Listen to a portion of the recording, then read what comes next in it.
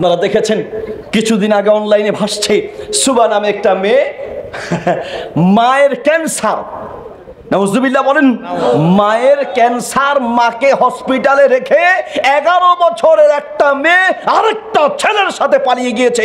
যুগের অবস্থা কত খারাপ, মানুষ কত নিকৃষ্ট হতে পারে এই দৃশ্য না দেখলে বোঝা যায় না।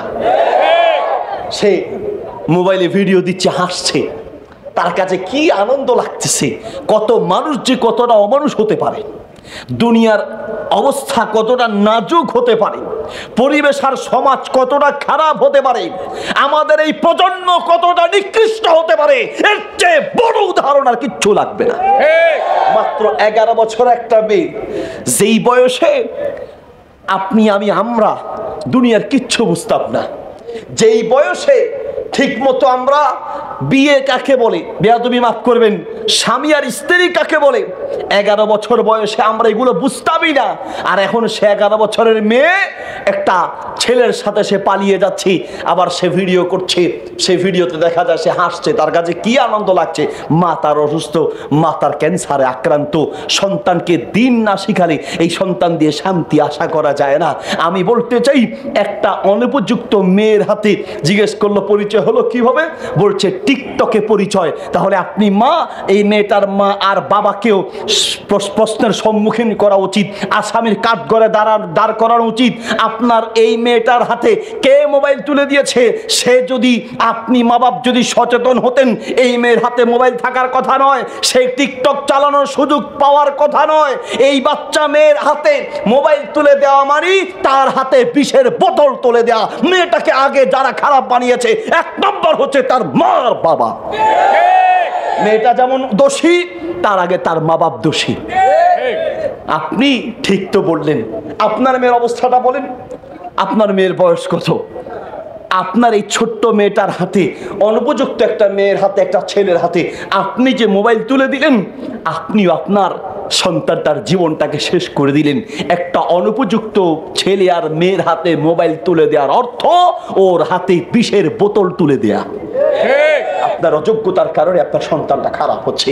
নবী সাল্লাল্লাহু আলাইহি ওয়াসাল্লাম জন্যই বলছেন, ফাআবাওয়াহু ইয়াহফিদানিহি ওয়া ইউনাসসিরানিহি ওয়া ইউমাজ্জিসানিহি, তার মা বাপ তাকে খারাপ বানায়, আপনি খারাপ বানাচ্ছেন। আচ্ছা বলেন, আমাদের বাচ্চারা যে গালি শিখে, গালি কোন স্কুলের বইতে পড়ে গালি শিখেছে? কোন মাদ্রাসার বই থেকে গালি শিখায়? তাহলে গালি কোথা থেকে শিখে?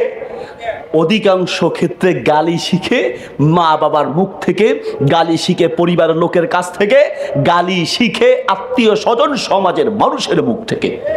আমরা ভালো হলে আমাদের সন্তানরা ভালো হতো। আপনি আপনার সন্তানকে খারাপ বানাচ্ছেন। পাওনাদার টাকা পাবে, জানালা দিয়ে দেখছে, ছেলেকে ডাক দিয়ে বলছে, বাবা তোমার আঙ্কেল আসতেছে, টাকা পাবে, তোমার আঙ্কেলকে গিয়ে বলো আমার আব্বা ঘরে নাই। অথচ আব্বা কোথায়? ঘরে। তাহলে এই ছেলেটাকে মিথ্যাকে শিখালো।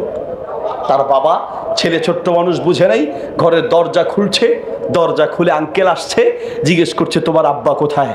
বলছে আমার আব্বা বলেছে আমার আব্বা ঘরে নাই, আমার আব্বা বলছে।